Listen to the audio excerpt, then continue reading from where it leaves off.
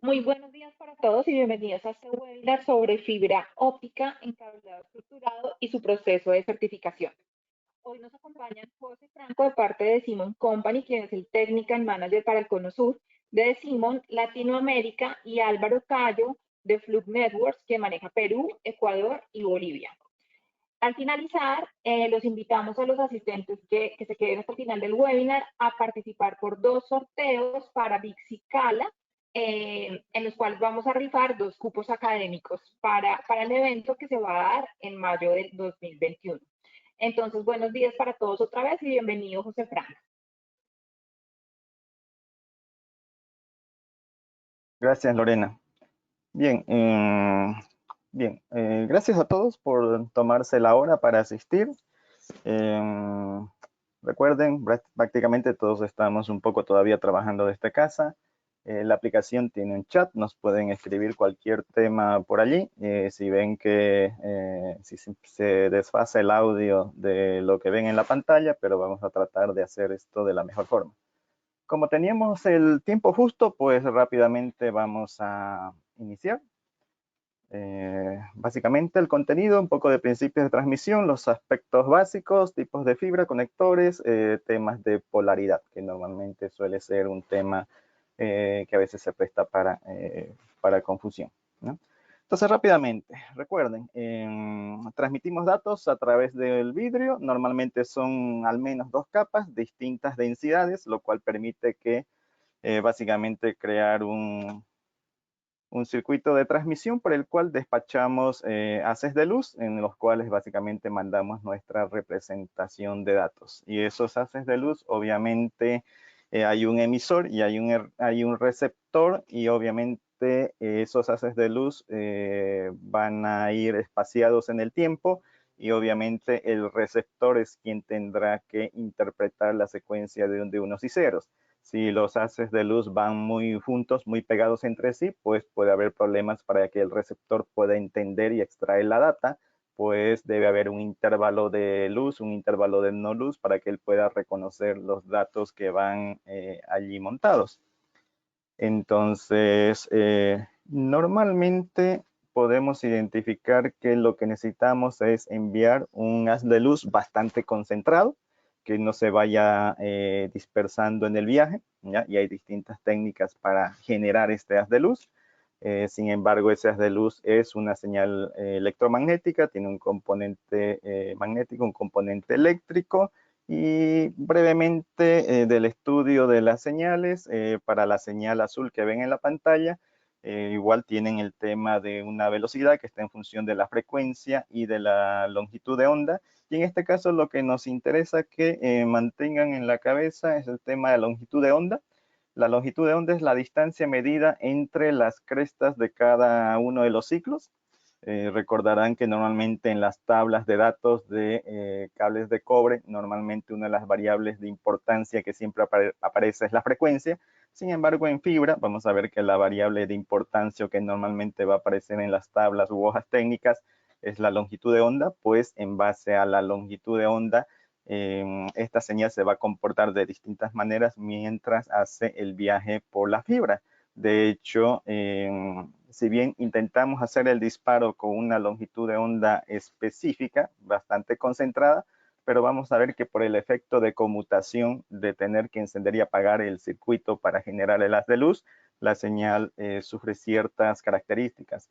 Las señales que van por la periferia del vidrio, del núcleo, pues tienden a retrasarse un poco, además que la propia señal mientras hace el viaje tiende a dispersarse, y eso normalmente ocasiona confusiones para el receptor.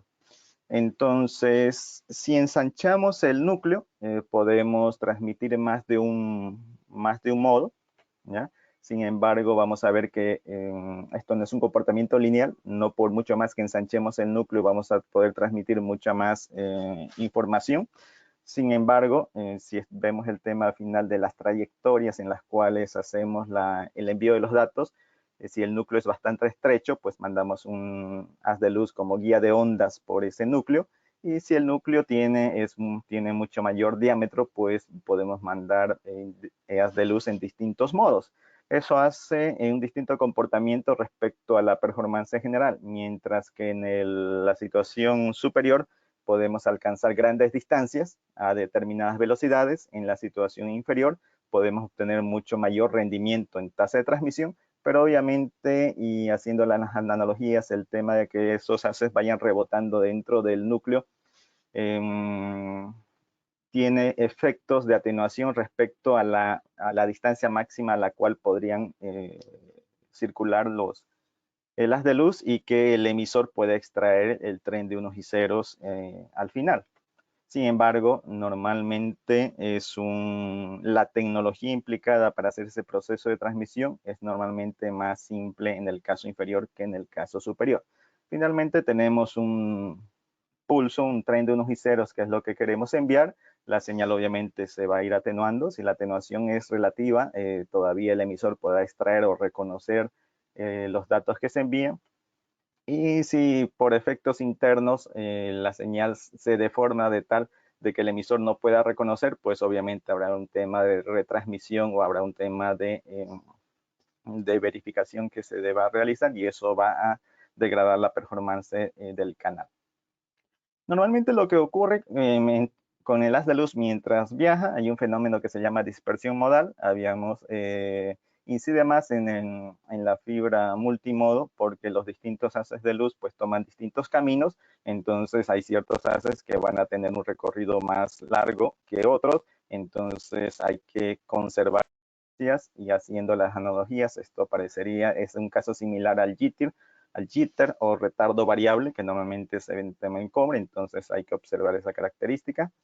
Recuerden que habíamos dicho que inyectamos el haz de luz con una determinada intensidad, pero normalmente a cierta longitud de onda, pero no va una longitud de onda única, sino van varias. Entonces, distintas longitudes de onda por el mismo material suele haber un tema de desfase. Otra característica importante es la dispersión por modo de polarización, que básicamente tiene un efecto con la construcción de la fibra. El proceso de fabricación es una técnica bastante depurada y aún así, si existen pequeñas imperfecciones en la construcción, el diámetro, pues esto va a acrecentar alguno de los dos fenómenos anteriores. Y básicamente son los tres fenómenos más importantes que limitan la capacidad de la fibra para transportar ese haz de luz y que lleve la información y que el emisor pueda reconocerla de forma adecuada luego de cierta distancia. Entonces perseguimos que el emisor, que es un dispositivo optoelectrónico, tenemos finalmente el tren de unos y ceros, que es lo que se quiere enviar, tenemos un pulso de luz y ese pulso de luz va a ser modificado de acuerdo al tren de unos y ceros para mandar o inyectar estos haces de luz en esas dos situaciones. Obviamente, si queremos mandar gran cantidad de datos a distancias cortas, eso tendrá una cierta tecnología para aplicar, que tiene un determinado costo, el cual normalmente es inferior a tener que hacer el envío con un láser que dispare un haz de luz bastante concentrado, pero cuyo beneficio es que podemos hacer la transmisión a mucha mayor distancia, amén de los fenómenos físicos internos que presenta la luz para transitar, ¿no? Entonces, normalmente ese disparo lo que se intenta es que sea bastante puntual. Por ejemplo, acá intentamos transmitir a 1301 nanómetros de longitud de onda, pero van a ir ciertas longitudes de onda que son las complementarias, ¿no? Entonces, eso implica que mientras mayor frecuencia, mayor tasa de transmisión, pues la optoelectrónica debe pulsar, debe apagar o encender el circuito. Entonces, mientras mayor sea la frecuencia pretendida, mayor va a ser la complejidad del circuito optoeléctrico para poder hacer esa transmisión y son las dificultades intrínsecas que se tienen para hacer la transmisión. Recuerden que normalmente el núcleo de la fibra va variando de densidad de acuerdo a la distancia del centro y eso hace que estrictamente los haces de luz no vayan rebotando a 90 grados, sino vayan curvándose a medida que transitan, lo cual actualmente es el modo de fabricación para evitar que cuando hay doblez excesivo de la fibra, pues el haz de luz sufra en el viaje. Es una forma de facilitar y volverlo un poco más resistente al tránsito. Entonces recuerden, normalmente en fibra el factor importante es la longitud de onda y las longitudes de onda normalmente van entre 850 a 1550 nanómetros, normalmente dependiendo del tipo de fibra que se vaya a utilizar. Con esto ya podemos entrar a revisar normalmente las tablas de datos de fibra.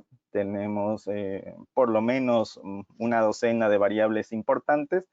Va a estar para referencia, no las vamos a analizar todas en esta sesión por un tema de tiempo. Vamos a ver que, por ejemplo, en fibra UM1 o M2, que prácticamente ya no se usan, el núcleo era 62.5, en las actuales en multimodo el núcleo es 50, el recubrimiento siempre estamos en 125, monomodo 9/125. Vemos aquí el tema, normalmente los anchos de banda entre 850 y 1300 o M5, recientemente llegada, tiene mayores longitudes de onda disponibles para hacer el proceso de transmisión. Y básicamente con eso obtenemos un cierto rendimiento, una tasa de transmisión a una cierta distancia. En todos los casos, para una determinada atenuación. Y básicamente en el tema de fibra, la atenuación es algo que se compone no solo del hecho de la transmisión interna por la fibra, tenemos igual un emisor y un receptor. Los fenómenos físicos son refracción, difracción, pero principalmente nos interesa el tema de la absorción. Muchos asocian esto con la atenuación, pues una cantidad de energía, que es un pulso óptico que se inyecta en la fibra, pues la resultante no es la misma intensidad, pues algo se va a absorber. Y más allá de ello, también tenemos el tema de la dispersión. Básicamente, un haz de luz al ingresar al vidrio o al salir tiene ciertos fenómenos donde no va a entrar toda la intensidad, se va a ver unas ciertas difracciones o refracciones también asociadas, pero básicamente entre absorción y dispersión son los dos fenómenos que componen lo que llamamos atenuación para la fibra. Con ello podemos empezar a armar nuestras gráficas y tenemos que entonces la atenuación a determinadas longitudes de onda dependen de la dispersión, que tiene un comportamiento exponencial, y la absorción, que para ciertas longitudes de onda aumenta de forma extrema. Entonces básicamente ese es el escenario con el cual normalmente en la fabricación de la fibra es algo que se trata de optimizar. Esto ha ido cambiando en el tiempo. Vemos que, por ejemplo, para monomodo el rendimiento es mayor que para multimodo, pero recuerden que normalmente en multimodo, la transmisión en multimodo es mucho más económica, sobre todo en la parte de la optoelectrónica, que en monomodo. Estrictamente hablando, utilizamos multimodo para transmisiones a distancias relativamente cortas, menos de 2 kilómetros. De hecho, hasta 2 kilómetros normalmente el rendimiento de 1 giga en multimodo ya casi no se usa. Normalmente utilizamos a menos distancias menores de 500 metros, en las cuales obtenemos rendimiento por arriba de 10 gigas. En cortas distancias también podríamos obtener esos rendimientos utilizando fibra monomodo, pero el hacerlo con multimodo, al final de cuentas, en tema de costos, es mucho más eficiente. Por eso es que normalmente coexisten hoy en día ambas tecnologías. A medida que pasó el tiempo, entonces hemos ido mejorando el proceso de fabricación y se han ido habilitando lo que llamamos distintas ventanas de transmisión. Básicamente los intervalos en los cuales entre la dispersión y la absorción nos generan ventanas óptimas de transmisión. Esto ha ido evolucionando en el tiempo, han ido apareciendo distintas ventanas de transmisión. Luego de la tercera ventana han habido otras ventanas complementarias, más allá para el tema de transmisiones a grandes distancias. En el tema de multimodo, en la primera ventana lo que ha ocurrido no es ventanas adicionales, sino una optimización del proceso de fabricación que permite ampliar la ventana. Si no se vio, en la primera ventana se ha ampliado, y esto es lo que permite habilitar mayor cantidad de longitudes de onda en ese segmento, lo que permite hacer multiplexación. Y eso es lo que hoy en día la recientemente llegada fibra tipo OM5 es lo que permite, aunque obviamente se requiere un mayor proceso de fabricación para obtener esta resolución y la optoelectrónica necesaria para fugar con ese tipo de fibra. lo cual hoy por hoy, por el tema de introducción, todavía una implementación con fibra tipo OM5 tal vez esté al mismo costo que hacerlo con fibra monomodo, pero es un tema de que en el tiempo, por volúmenes de producción, es algo que se espera que luego el tema de OM5 vaya disminuyendo en costos y se vuelva eficiente para las aplicaciones. Sin embargo, no solamente es la fibra, emisor, receptor, pues normalmente los enlaces no son punto a punto. Normalmente en cableado estructurado, un enlace emisor-receptor es un circuito que está compuesto de varios tramos en este caso, varios tramos de fibra en escenarios normales. Entonces, normalmente, por ejemplo, el backbone y el cableado a nivel de data center normalmente se hace con fibra óptica. Recuerden que en los estándares actuales, fibra OM3 es para campus y backbone interno o tema data center, la fibra recomendada mínima es OM4. Normalmente igual en tema de data center, independientemente de los tipos de topologías que se vayan a implementar por el estudio de las distancias que realizamos, normalmente hacemos la conectorización de los enlaces principales, los cuales puedan demandar mayor cantidad de demanda de ancho de banda o de tráfico, capacidad de transmisión. Normalmente implementamos enlaces entre 10 hasta 400 gigas comercialmente disponible hoy en día, pero obviamente siempre tenemos el tema de un derrateo a nivel de las distancias. Mediante 10 gigas, 300 metros, pueden ir 400 gigas hasta 100 metros, algo muy importante para analizar. Entonces, normalmente varios segmentos de fibra, sería la parte del cableado troncal, la parte de los patch cord, el tema de la conectorización que hace al cableado estructurado, y vamos a ver que en cada uno de esas uniones o empalmes físicos también hay fenómenos de pérdida o atenuación. Entonces, además de la atenuación intrínseca a la fibra, vamos a tener atenuación por el tema de hacer las conectorizaciones. Antes de ver ese tipo de atenuaciones por las conectorizaciones, recuerden que en la fibra, además de lo intrínseco al vidrio, está el tema de la construcción interna de la fibra o la presentación del cable de fibra. Se agrupan n cantidad de fibras en un solo cable y normalmente ha habido varias presentaciones a nivel histórico, las tie buffer, es X cantidad de hilos de fibra agrupados y con un enchaquetado externo. Luego tenemos loose top, similar presentación, la diferencia está que entre las fibras internas hay un gel. Obviamente el hecho de que exista un gel es para que la fibra en el tiempo siga manteniendo el tema de la flexibilidad, en el caso que lo demande, y evitar el tema de ingreso de agua. Normalmente thick buffer era para fibra de uso interno y loose tube para fibra de uso externo. Luego aparecieron el tema de las fibras indoor-outdoor. Normalmente las outdoor luego eran denominación fibra armada. La fibra armada básicamente en una de sus capas tenía un componente metálico que era para soporte de compresión o tracción. Recuerden que más allá dependiendo del caso, tener que decidir si se va a usar fibra monomodo o fibra multimodo, en los costos incide mucho más el tema de la construcción externa, el tipo de enchaquetado. Por ejemplo, una fibra con armadura normalmente va a tener un costo superior en promedio un 30% más que una fibra que no tiene armadura. Por eso es, además de la importancia de decidir el tipo de fibra para el escenario, también el tipo de ruta o canalización por la cual va a ser instalada, y los factores externos a la propia fibra pueden incidir en el presupuesto para el proyecto. Entonces, habíamos visto que vamos a realizar conectorizaciones, ya sea que trabajemos con un par de hilos o que trabajemos con fibra que vienen agrupadas de a 12 hilos, normalmente denominado conectorización de tipo MTP.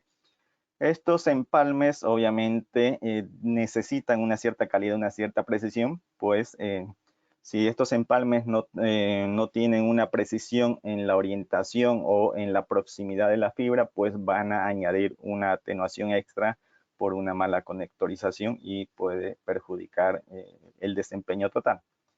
Normalmente la mejor forma histórica conocida era hacer fusiones de fibra. pero obviamente el tema de las fusiones demanda cierto tiempo y ciertas herramientas. Hoy en día el tema de los empalmes mecánicos está bastante desarrollado y con atenuaciones muy fáciles de administrar. Normalmente todo lo que hacemos en las bandejas de fibra es utilizar fibra preconectorizada, que ya trae los empalmes finales y básicamente hacemos por proximidad.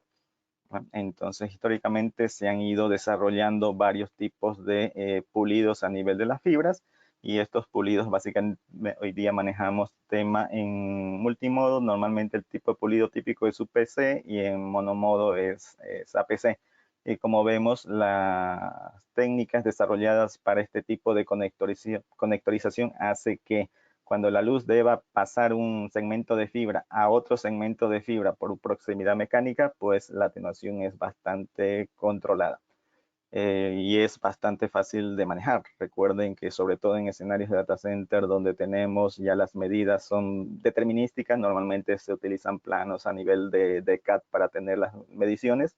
Normalmente todas las distancias más las reservas son conocidas, por lo cual es la recomendación utilizar fibra óptica que ya esté preconectorizada para ser usadas con empalmes mecánicos que tienen pérdidas muy bajas y controlables de acuerdo a los escenarios que se tengan. Más o menos hace 15 años podríamos transmitir por un par de fibras 10 gigas. Hubo un tema de cierto gap en el avance tecnológico. Para saltar a 40 gigas empezamos a utilizar 4 pares de hilos. Luego se resolvió el tema de ese gap y hoy día tenemos disponible para transmitir en un par de hilos o podemos transmitir en 4 pares de hilos y en sus múltiplos. Es decir, hoy día podemos transmitir 40 gigas con 2 hilos o 40 gigas con 4 pares de hilos. Obviamente la diferencia va a estar, además de los costos de las fibras, sobre todo el costo en la optoelectrónica, pues transmitir 40 gigas con un transceptor que utilice 4 pares de hilos versus uno que utilice un par de hilos. El que utiliza un par de hilos, pues obviamente el costo será mucho mayor. Además del tema de la simplificación de la estructura del cableado al utilizar fibra en grupos de 8 o de 12 hilos. En la tabla vemos para las velocidades típicas comercialmente disponibles hoy en día, la denominación de los transceivers y con los tipos de fibra, cuántos pares de hilos vamos a utilizar, el tipo de interfaz y cuál es la distancia esperada o normalizada para ese determinado rendimiento, ¿no? Lo cual es muy útil para decidir, ¿no? Entonces, normalmente, históricamente, 2 hilos o 4 hilos o en sus múltiplos para obtener un determinado rendimiento. Recuerden que en fibra todavía debemos mantener, tenemos un hilo para transmitir, un hilo para recibir. Esto en cobre ya no se usa. En cobre los equipos internamente conmutan la electrónica para decidir cuál va a ser transmisor, cuál va a ser receptor. En fibra esto todavía es algo que se debe observar. De hecho, cuando transmitimos en 4 pares, está el tema de la polaridad. Debemos garantizar que los pines TX lleguen al RX. Entonces, con el tema de troncales de fibra de 12 hilos, podemos mantener transmisiones de 40 gigas extremo a extremo, 10 gigas extremo a extremo. Obviamente, la separación se hace con los patch core en los extremos, pero la recomendación es que la fibra entre los gabinetes, entre las bandejas, sea pues fibra de tipo troncalizada. También para escenarios mixtos es muy común tener switches con puertos LC 10 gigas y que llegue un servidor que tenga puertos de 40 gigas o 25 y 100 gigas. Entonces existen los accesorios necesarios para contemplar aquellos casos. Finalmente es conectorización entre puerto de switch, puerto de servidor a través del cable estructurado. Y el tema de la polaridad es para mantener la correspondencia de los hilos destinados a TX versus los hilos destinados para RX. Entonces, históricamente se han normalizado hasta 3 tipos de polaridades. La polaridad A, que es básicamente como un cable directo, los pines del 1 al 12 con su correspondiente 1 de 12 al otro extremo. La polaridad B, que es directamente cruzado, el 1 contra el 12, el 2 contra el 11 y así sucesivamente. Y polaridad C, que va haciendo el cruce par a par, 1, 2 contra 2, 1, 3, 4 contra 4, 3. Entonces son distintos escenarios en los cuales se habilitan estos tipos de enlaces. Recuerden que normalmente 10 gigas, pues solo necesitamos 2 pares, entonces la polaridad C es muy reconocida para 10 gigas. 40 gigas utilizamos de a 4 pares, entonces básicamente eso se hace con polaridad B, a menos de que podamos iniciar el cableado en 10 gigas y luego que tenga la expectativa de crecimiento a 40 gigas, se va a necesitar observar el tema de la polaridad, pero normalmente hay los elementos como los patch cord con las cuales se mantiene o se hacen los cambios necesarios, siempre garantizando que los pines TX extremo a extremo contra los RX, independientemente que sea una conexión directa puerto de switch, puerta a servidor, como un escenario que fuese top of the rack, o si fuese puerto de switch contra puerto de switch tipo end of row contra puerto de servidor en el gabinete 25 de una fila, pues a través de varios paneles de conmutación de cableado. Eso es lo que hay que observar y mantener en la ruta final de cómo hacemos las conexiones. Finalmente, recordemos, vamos a tener un segmento de fibra, tiene ciertas capacidades, cierto comportamiento de la luz al viajar, que hace el tema de la atenuación. Normalmente vamos a tener conectorizaciones, pueden ser por fusión o pueden ser por empalmes mecánicos por proximidad, y en cada uno de esos casos vamos a tener una cierta atenuación que contemplar, y debemos tener una atenuación total extremo a extremo para observar y hacer el cálculo que la atenuación total de nuestro circuito sea tal que nos permita sostener una determinada tasa de transmisión a una determinada distancia. Y esto normalmente es aquello que observamos o que tratamos de obtener y luego verificar con el proceso de certificación, que es lo cual a continuación Álvaro y Albert nos van a indicar. Si antes de pasar a ello, recuerden de nuestro lado, si tienen alguna consulta específica o algún caso o proyecto que demande más tiempo de lo que vamos a disponer al final de la presentación, pues ahí mis datos para que me puedan contactar directamente y podamos hacer la revisión. Albert, Álvaro.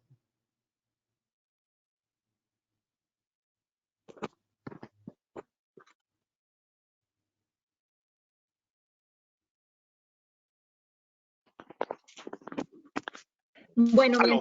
mientras Sí. Luke. Ya. ¿Listo? Sí, aquí estamos. Vale, podemos iniciar. Excelente. Bueno, primero, gracias a todos, gracias Simón, y excelente presentación, José. Vamos a continuar con nuestra parte en la cual pues nos hemos coordinado para hablar sobre la certificación, los procesos y cómo hacer el tema de las mediciones. Y aquí son 3 temas principalmente. Vamos a hablar un poco de la teoría en la parte de lo que es medición y 2 casos prácticos en cómo usar el tema de OLTS y OTDR. Es una pregunta que nos hacen bastante nuestros clientes que llaman.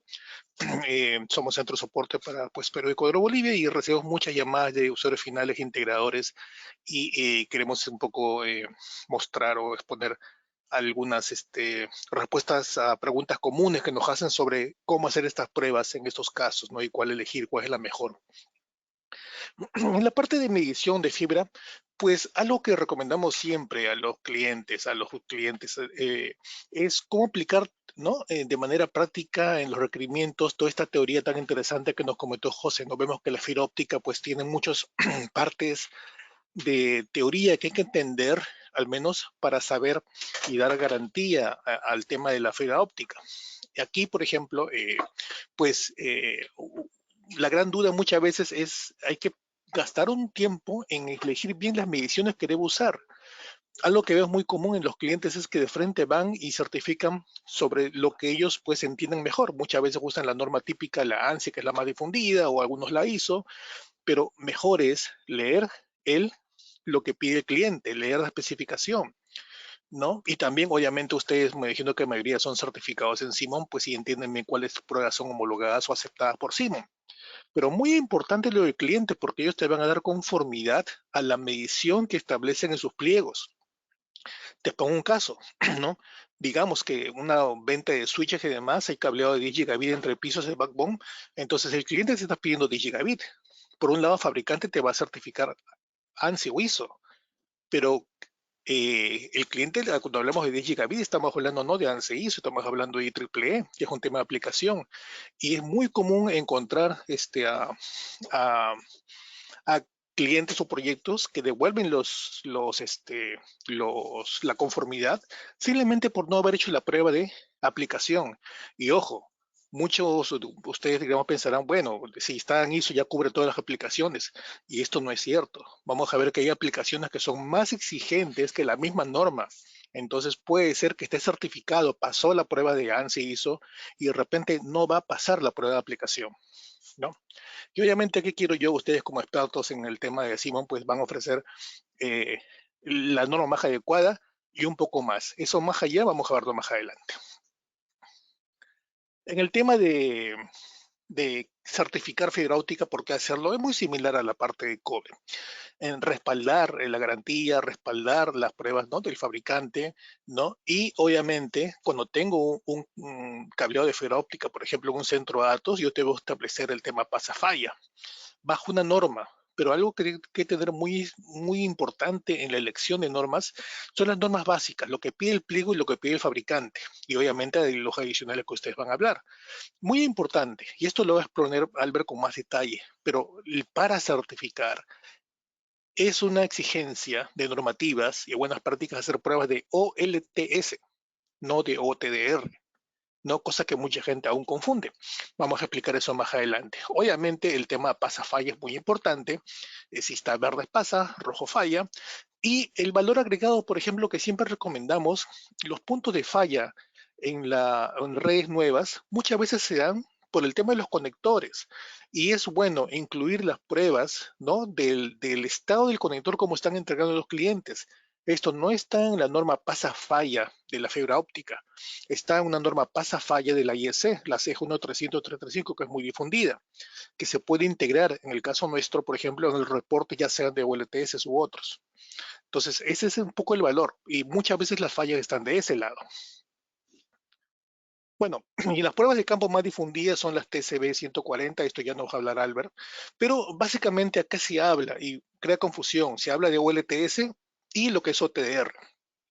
Pero el OTDR realmente, que se lo conoce como un Tier 2, es el Tier 1 más OTDR, no es solamente OTDR. Y esto es lo que mucha gente a veces causa confusión y dice, bueno, yo hago una prueba y hago la otra.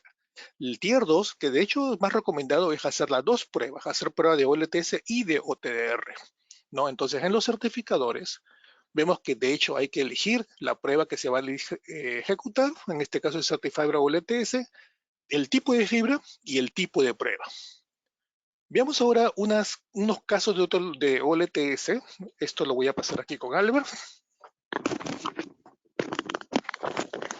Gracias, Álvaro. Bien, buenos días con todos. Vamos a ver un caso práctico, bueno, que en el día a día se puede ver, visualizar. Es cómo realizar una configuración correcta de una certificación, y bueno, y realizar una. Entonces, lo que tenemos aquí son 4 gabinetes, ¿no?, que están unidos pues por un patch core y también de patch panel a patch panel, ¿no? Entonces, cada unión, cada conector y acoplador vendría a ser un punto de conexión, ¿no? Entonces, en total, desde que conecto el equipo, ¿no?, para certificar y estoy también con un patch core aquí, entonces tendría un segundo punto, tercer y 4 puntos, ¿no?, que vendrían a ser mis 4 conexiones. Ahora, podemos tener empalmes o fusiones también por ahí en algún punto específico y tendríamos que agregarlas. Entonces, todo lo que son conexiones y empalmes se van agregando aquí en este cuadro, ¿no?, que está dentro del equipo certificador. Bien, entonces, tal como se puede visualizar, ¿no?, tenemos un ejemplo de 4 conexiones, ¿no?, y también serían unos 0 empalmes, ¿no?, por la pérdida por empalme, que sería 0.03 dB, ¿no? Y el total de fibra, que esto ya va a estar calculado pues por el mismo equipo, ¿no? para poder sacar la distancia total de fibra necesito tanto TX como RX, el ida y vuelta, o sea, una fibra dúplex. Si yo tuviera un solo hilo de fibra, no puedo calcular la distancia con un OLTS, con un Tier 1. ¿Ok? Entonces es indispensable que siempre sea una fibra dúplex. Ahora, ¿qué pasa si esta fibra se corta o tiene algún problema? Ahí es donde entra el Tier 2, ¿no? Que viene a ser el OTDR. ¿Ok? Entonces, como comentaba Álvaro, estas pruebas son complementarias, no es que una reemplace a otra. ¿Sí? Entonces, Tier 1 es para certificar OLTS, que es lo que estamos viendo ahora, y el caso que vamos a ver después, que es una consecutiva de esto, ¿no? Va a ser OTDR, que es para análisis, ¿no? Entonces, la certificación se realiza con OLTS. Tenemos un equipo principal, un equipo remoto, hacemos la configuración y siempre hay que indicar el total de conexiones y empalmes o fusiones. Si yo no coloco esto, pues el límite de pérdida máximo va a estar basado en lo que viene por default, que son solamente 2 conexiones, ¿ok? Entonces hay que tenerlo en cuenta. Otra consulta que nos han hecho y una pregunta muy interesante es dentro de los límites de prueba, de algunos límites de prueba que existen en los comprobadores Fluke, ¿no? Encuentras la misma normativa, pero una dice STD y otra dice REF. Una es estándar y la otra referencial. Entonces, la referencial, ¿no? Va a indicar que tanto el primer como el último conector, ¿no? Van a tener un valor menor de pérdida. ¿Ok? Entonces, esa es la diferencia entre modo ref y modo estándar. ¿Ya? Entonces, el primer y el último conector que van conectados hacia los TRCs van a tener una pérdida menor que los demás. Por eso es que, digamos que el límite máximo de pérdida va a ser un poquito más exigente, o sea, va a ser menor al estándar que podríamos tener con cualquier normativa, ¿no? Entonces, igual, las conexiones van a ser 4, ¿no? Los empalmes, ¿no? Y la distancia que va a ser calculada, pues, por el total de la fibra con el mismo equipo CertiFiber, ¿ok? Y el modo estándar sí ya sería, las 4 conexiones van a ser consideradas con el mismo valor de pérdida, que vendría a ser los 0.65 dB para la normativa que estamos agarrando de ejemplo, que vendría a ser la TIA 568. Ok, entonces tengo 0.75 y las 4 conexiones serían iguales. Pero para el modo ref sí tendría que ser 0.5, 0.5 tanto al inicio y al final. La primera conexión que es el TRC y la última conexión que es el TRC del remoto. Ok, igual siguen palmes y la distancia, pues como les mencionaba, va a ser ya calculada por el equipo. Ahora, ya hice la configuración, ya sé la cantidad de conexiones, la cantidad de palmes y ¿qué es lo que viene después? Establecer referencia. Siempre hay que establecer referencia y la recomendación es poder establecer una referencia de un jumper. ¿Ok? Si establecemos referencia de un jumper, vamos a tener la balanza en cero, ¿no? Vamos a saber cuánto es la pérdida que tienen estos TRCs y va a poder el equipo marcar cuál es el cero inicial. ¿Ok? Entonces siempre establecer referencia de un jumper. De 2 o de 3 jumpers, pues no es recomendable. En algunos casos puedes tener ganancia o pérdida, ¿no? O sea, valores irreales. Entonces no es recomendable hacer una referencia de 2 jumpers. De 3 jumpers se puede utilizar para MTPs, MPOs, pero igual seguimos recomendando siempre de un jumper para que no haya ese tipo de problemas, ¿no? De ganancias o pérdidas adicionales, porque acá ya estaría considerando un conector y luego va a sacar ese conector porque la balanza al cero lo que va a hacer es, oye, toda la pérdida que tengo aquí en estos cables, ¿no? Supongamos me da 0.8 dB, entonces siempre voy a quitarle esos 0.8 dB a toda la certificación que tenga. Entonces pueden ser valores muy elevados y al final que no tienen mucho sustento porque un acoplador pues puede tener distintos valores, puede tener desde 0.1 dB hasta 0.08, 0.75 dB, entonces serían valores alterados, ¿ok? Bien, luego de haber establecido la referencia, yo voy a tener mi balanza en cero. Ahora sí voy a poder empezar a certificar. Algo que siempre recomendamos es ejecutar el asistente que hay en el equipo certificador. ¿Sí? Si ejecutas el asistente, te va a dar luego de la referencia, te va a dar una opción que dice verificación de esa referencia. ¿Sí? Entonces es importante que lo realicen siempre, porque esa verificación ya con las fibras de verificación de los TRCs, va a permitirme obtener los valores de pérdida y mostrármelos en ese momento para saber si estoy dentro de esos rangos permitidos. Inclusive aquí me indica, ¿no? Me dice el límite recomendado es de 0.15 dB, ¿no? El ejemplo lo estamos haciendo con multimodo. Entonces, para multimodo, el límite recomendado de los valores de verificación deberían ser menores a 0.15 decibelios. Y esos son los valores que salen justo aquí, 0.03 y 0.04 de cada uno de las fibras, que vendría a ser una, si agarramos el equipo principal como primera guía, sería el TX, ¿no? Y el remoto vendría por este lado, el RX.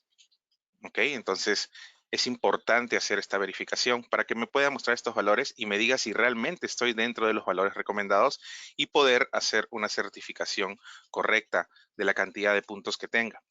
Adicionalmente, pues, estas referencias, ¿no? Se guardan y van a poder ustedes entregarlas, ¿no? Para poder obtener garantías de fabricante. Cuando uno quiere la garantía de fabricante, por ejemplo, con Simon, van a tener que entregar sus certificaciones y siempre va a tener que estar la referencia establecida de cada día o cada inicio de ciclo que hayan realizado sus certificaciones de fibra. Si demoraron 3 días en hacer las certificaciones de la parte de fibra, pues por cada día tiene que haber establecido una referencia para el inicio de cada día del proyecto. Entonces, todo eso se visualiza en los archivos FLW porque se graban automáticamente. Entonces, hay que entregar correctamente esos resultados para poder tener ese respaldo de que está bien hecha la referencia y que mi certificación es correcta, ¿no? Y además que nos ayuda con el tema de la garantía también. ¿Okay? Entonces hay que tenerlo en consideración. Siempre va a mostrarse de esta manera en los archivos FLW el archivo madre, ¿no? Que se tiene para las certificaciones. Siempre va a mostrarse los TRCs y ese código del TRC está con el año, mes, día, hora, minuto, segundo y milisegundo en el que fueron ejecutados, en el que fueron realizados. ¿Ok? Entonces, si tengo un TRC que dice 2, ¿no? de mayo, ¿no? Entonces, el otro va a decir 3 de mayo, 4 de mayo por cada día que haya establecido una referencia. ¿Ok? Una vez establecida la referencia, hemos puesto ya los valores a cero, ¿no? Ya sabemos cuánto es la pérdida de todos estos cables que van a ser utilizados para certificar todos mis enlaces, pues ahora sí puedo comenzar a hacer la certificación. ¿Ok? Entonces, le damos al botón de test y vamos a certificar, ¿no? Estos 4 gabinetes que tienen 4 puntos, ¿no? 4 total de conexiones y 0 empalmes. Esto es un certificado de OLTS, ¿no? Y aquí vamos a marcar los puntos que hemos configurado, ¿no? La cantidad de acopladores, la cantidad de empalmes. Y lo más importante, digamos, es lo que realiza un OLTS, ¿no? Medición de distancia y de pérdida. Entonces acá tenemos el resultado en pérdida, que nos da 0.98 decibelios, ¿no? Esos 4 gabinetes que ustedes visualizaron con todas esas conexiones nos da nos da un valor de 0.98 dB. Y podríamos haber llegado hasta un máximo de 2.98 dB, ¿no? Entonces eso es lo que se muestra aquí. Ahora, ese límite máximo varía acorde a las cantidades de acopladores y de empalmes que yo le coloque. Si lo hubiera dejado en 2, esto no hubiera sido 2.98, hubiera sido al menos 1.5 decibelios menos, porque lo máximo por la pérdida por cada acoplador es 0.75. ¿Ok? Entonces, vendría a ser el límite va a ser afectado o va a variar de acorde a la cantidad de adaptadores, ¿no? O mejor dicho, de conexiones que yo tenga y de empalmes. Entonces, por eso es que es muy importante. Y aquí al final tenemos, cuando ya pasa la prueba y dependiendo también del valor de pérdida, nos va a indicar contra qué aplicaciones, ¿no? Estándares de red son compatibles esta certificación. Ahora, si yo quiero garantizar igual 1 giga, 10 gigas, 40 gigas, podría ser una certificación ya no por normativa de una TIA o de ISO, sino podría ser una certificación por una normativa de aplicación, por ejemplo, de la IEEE, para garantizar los 10 o 40 gigas que yo quiero pasar por esa fibra, ¿no? Ya hablamos ya de la tecnología de la red que vamos a pasar por ese por esa fibra, ¿no? Entonces, también se puede hacer. Entonces, una cosa es normativa y otra cosa es aplicación. Sobre todo en la parte de fibra, donde los valores de decibelios y de distancias máximas influyen mucho en la capacidad máxima que vas a poder enviar de transmisión por esa fibra óptica. ¿Ok? Para el caso del OTDR, que es Tier 2, como les dije, es complementario. Rápidamente el OTDR lo que realiza es un solo equipo, ya no hay un principal y un remoto, es un solo equipo que va a cumplir la función de principal y de remoto. Va a trabajar sobre un solo hilo de fibra, no va a trabajar con fibra dúplex. Y aquí va a poder detectar la distancia al fallo o la distancia a los eventos. Entonces, el OTDR lo que va a hacer es enviar pulsos de luz y cada vez que llegue a un evento, que puede ser un acoplador o un empalme, va a haber una reflexión y basado en esa reflexión va a haber un cálculo. Va a haber un cálculo que de pérdida. Entonces, no tiene la precisión que tiene un OLTS, pero sí me va a permitir poder encontrar la distancia al fallo, la distancia a cada evento y la pérdida que probable que pueda tener ese punto, ¿no? Ese evento. Entonces, eso es lo que hace un OTDR. Entonces, siempre el OTDR va a entrar a funcionar o va a entrar a cumplir su rol, su trabajo, cuando el OLTS falle. Si yo corto una fibra duplex, ¿no? Corto un solo hilo de la fibra, ya el OLTS no puede hacer más ahí. Estoy enviando luz de mi principal, no llego al remoto. ¿Dónde está el problema? ¿En qué distancia fue? No lo sé. Ahí es donde entra a trabajar el OTDR, ¿no? Para saber cuál fue esa distancia al fallo y saber de qué se trata esa pérdida. Puede ser que sea un acoplador malo, puede ser que haya sido una fusión mal hecha, como puede ser también una fibra rota, ¿ok? Entonces, eso es. Entonces, ahora, en un trazado TDR, pues tenemos el puerto TDR, ¿no? La zona muerta que viene a ser causada por la reflexión de la misma luz, ¿no? Entonces siempre va a haber un tiempo que se quede ciego el equipo. Y pues una fibra de lanzamiento y mi enlace de prueba. Ahora, muchos también nos consultan fibra de inicio, fibra de fin, ¿son necesarias? Si tengo enlaces muy largos, ¿puedo colocar una fibra de lanzamiento o la puedo obviar? En realidad puedes obviar la fibra de lanzamiento y también la fibra de fin, en realidad, pero ¿qué es lo que me permite tener una fibra de lanzamiento y una fibra de fin? Me permite medir tanto el primer como el último evento. Si yo no tengo estas fibras, entonces no voy a poder medir esos eventos. Ahora, si el problema está aquí, yo no lo voy a ver. ¿Ok? Si está en el primer evento, no lo voy a ver. Entonces, hay que tener bastante cuidado. Siempre se recomienda utilizar fibras de lanzamiento, ¿no? Para poder detectar el primer y el último evento, sobre todo en enlaces cortos. ¿Ok? Si no nos interesa medir ese primer evento, ¿no? Pues sí podemos obviar una fibra de lanzamiento, sobre todo en distancias largas, ¿no?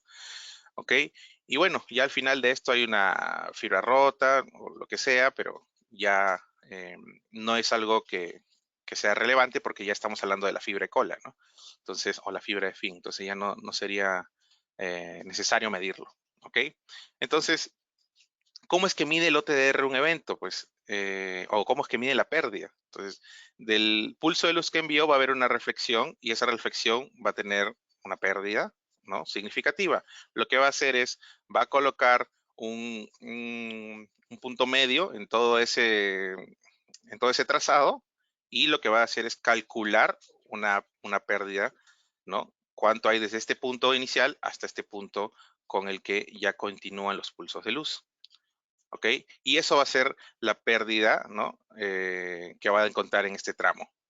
¿Ok? Entonces, como les digo, no hay un remoto que te garantice y te diga, sí, salió en 100% y llega al 90%. No lo va a hacer.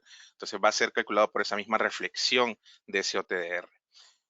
Entonces, hay que tener bastante cuidado con sus puertos de fibra, ¿no?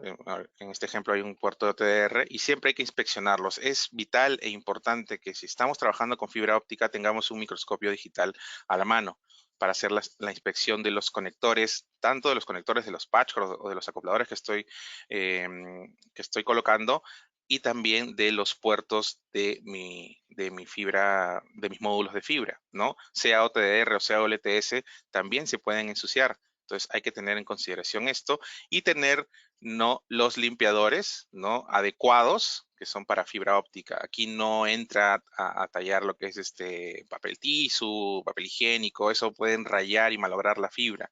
Son limpiadores especiales que van a tratar de sacar la suciedad, remover la suciedad de la fibra sin dañarla. Entonces, es necesario tener todos estos kits, estas herramientas de limpieza, ¿no? Y también el microscopio digital para poder garantizar que el puerto esté correctamente limpio y que pueda hacer su transmisión a la máxima capacidad, ¿no? Que puede ser 10, 40 gigas o lo que sea que estén tratando de testear. Entonces, siempre tiene que estar los puertos limpios. Y sobre todo en la parte de OTDR, donde el mismo puerto sirve para envío y para recepción, tiene que estar el puerto siempre al 100% limpio. Y eso es lo que vemos en una medición, ¿no? Siempre inspeccionar el puerto antes de hacer las pruebas, limpiar si es necesario, hacer una compensación de fibras, al igual que en la certificación en OLTS realizas una referencia con los TRCs. En la parte de OTDR también hay que saber cuánto mide la fibra de lanzamiento y cuánto de pérdida tiene y cuánto mide la fibra de fin, para que el OTDR pueda reconocer dónde inicia y dónde termina, ¿no? Sabiendo las distancias exactas. Entonces hay que establecer una compensación con eso. Se establece con la fibra de inicio, fibra de fin, ¿no? Se acoplan y se establece una compensación. Y esta es la compensación que me sale aquí. ¿Okay? Luego establecer compensación, que viene a ser como mi referencia, ya coloco mi enlace en el medio y empiezo a hacer las pruebas. ¿Ok? Entonces, siempre la calidad del puerto tiene que estar al máximo, al 100% bueno, no a la mitad, no al medio. Entonces, hay que tener también eso en consideración. ¿Ok? Bien. Entonces, algo que también recomendamos es conectar, y esto solamente para el caso de OTDRs, ¿no? Conectar una fibra de sacrificio, ¿no? Esta fibra lo que va a hacer es, va a ser una fibra pequeña, en realidad debe ser menos de 0.5 metros, que es la zona muerta del equipo, o sea, durante 0.5 metros, por esa reflexión de luz, el OTDR no va a poder detectar ningún evento si es que hay en el camino. Mide la pérdida que puede haber, pero no va a detectar el evento. Entonces, es importante tener una fibra pequeña de 0.3 metros para poder conectar esa fibra al puerto TDR y ya cualquier conexión que yo haga a otras fibras lo hago desde este extremo de la fibra pequeña. Entonces, esta es la fibra que se va a ensuciar, la que se va a desgastar, etcétera, va a ser esta fibra pequeña de 0.3 metros y no va a ser el puerto de mi OTDR.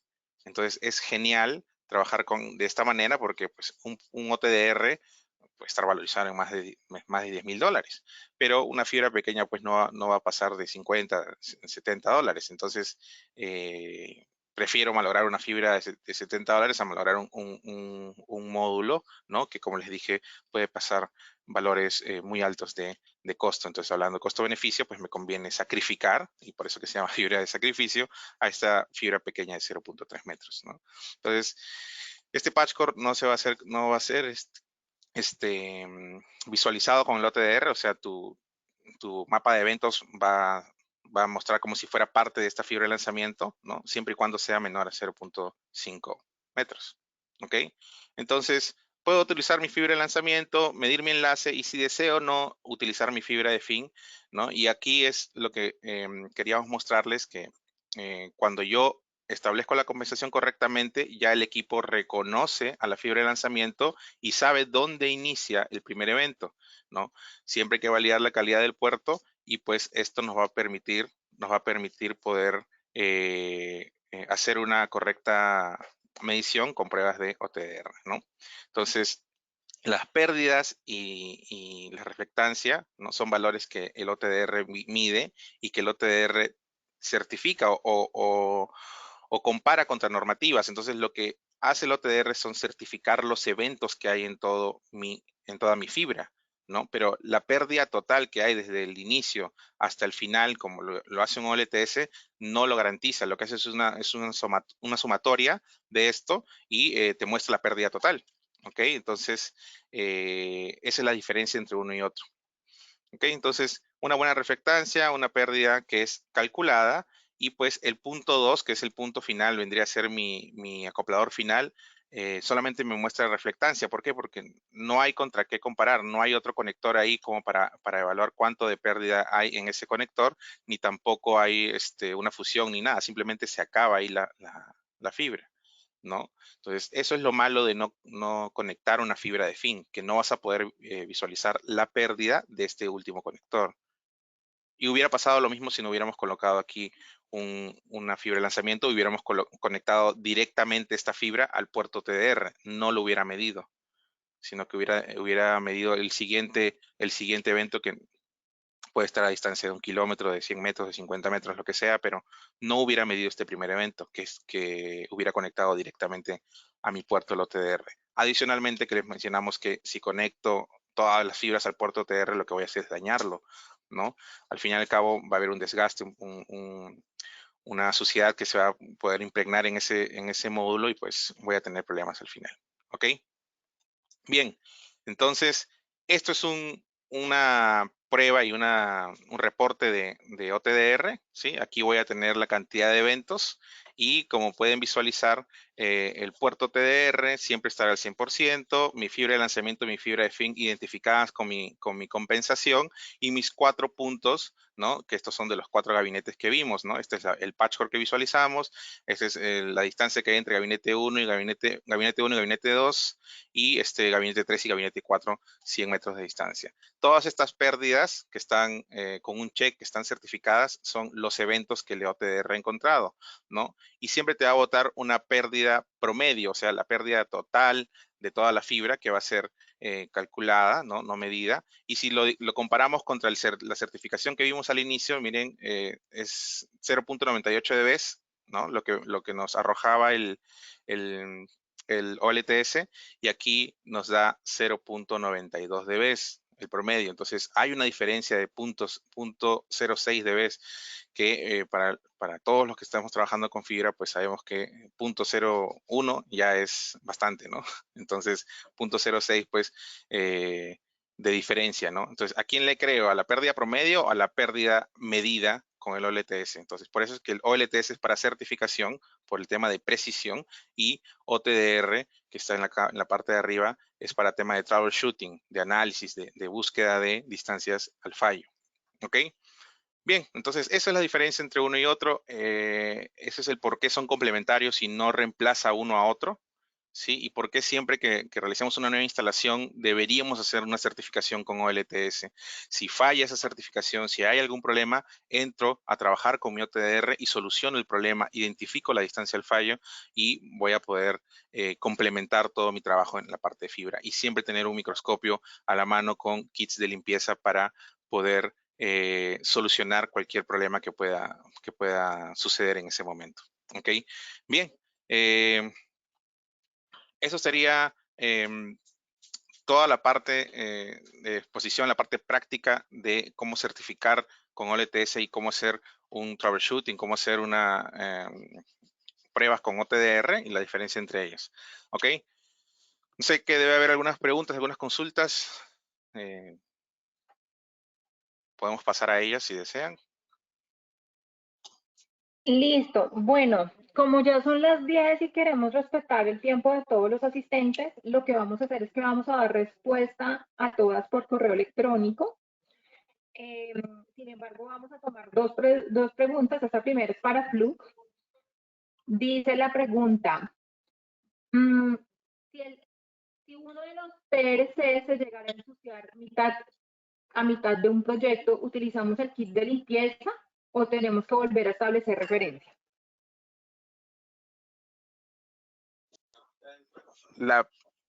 Sí, la pregunta es si uno de los TRCs se llega a ensuciar. Solamente es necesario limpiarlos. Lo que sí no debes hacer es sacar del puerto del O. A ver, vamos a regresar aquí unos slides rápido para poder. Lo que se puede hacer es limpiar, ¿no? Pero no sacar este puerto de aquí. El puerto SC, que es el puerto con el que establece la referencia, no puede salir, o sea, no lo puedes sacar para limpiarlo, porque este puerto no se va a mover. Lo que se puede ensuciar son estos de aquí.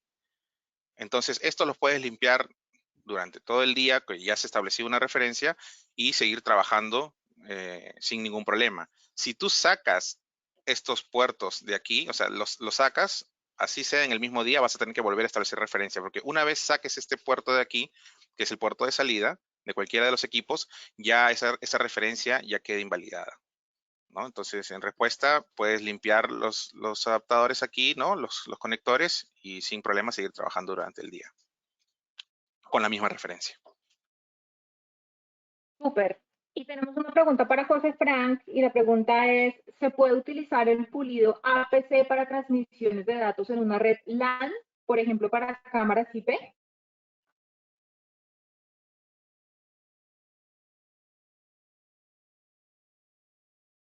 ¿Aló? Bien, sí, ahí me escuchan, ¿no? Bien. Técnicamente, sí, ¿ya? Podrías llegar a una cámara IP con fibra monomodo. La pregunta específica sería el por qué, las posibles respuestas. Recuerda que si tú tienes una cámara IP y está más allá de la distancia que te permite un enlace de cobre, vamos a suponer que tienes una cámara IP y es más allá de 100 metros, pues no la podrías hacer con cable de cobre. Entonces, recuerda que podrías hacerla hasta 2 kilómetros con fibra multimodo, ¿ya? Pues obtendrías igual 1 giga hasta 2 kilómetros con fibra multimodo, ¿ya? Ahora, si quieres tener una cámara IP más allá de 2 kilómetros, pues obviamente sigue siendo un host IP y te pasas ya a tema monomodo. Y en tema monomodo, normalmente igual puedes usar en monomodo el tema UPC. Si quieres cambiar a APC es porque tendrías a una distancia mucho más larga, que por ciertos factores tengas demasiada atenuación, porque el tema de usar un conector APC pues te da mucha menor atenuación. De todas maneras, recuerda que a nivel de protocolos hay también un timing que observar y la recomendación sería que sea que el enlace no sea de capa 2, sea un enlace de capa 3 para que no tengas problemas a nivel de capa de enlace de datos en la parte de Ethernet. Sería básicamente una cámara IP que finalmente sea a nivel de protocolos como un dispositivo capa 3. Técnicamente sí, podrías utilizarlo, pero sería un caso muy específico. Hay muchas opciones para no tener que usarlo en base a APC. Técnicamente sí, pero es un caso sería un caso muy especial. Súper, José, muchísimas gracias. Entonces, como les comentamos, vamos a rifar 2 cupos para académicos para Vixi. Vamos a anunciar los ganadores en nuestra cuenta de LinkedIn Simon Latam, por lo cual los invitamos a que nos sigan y en el transcurso del día y mañana saldrán publicados los 2 ganadores. Les repito, la cuenta es Simon Latam. En este momento les voy a compartir mi pantalla para que vean el perfil. Nos pueden seguir para que conozcan quiénes son los 2 ganadores. Muchísimas gracias a todos por su asistencia y los esperamos en un próximo webinar. Hasta luego.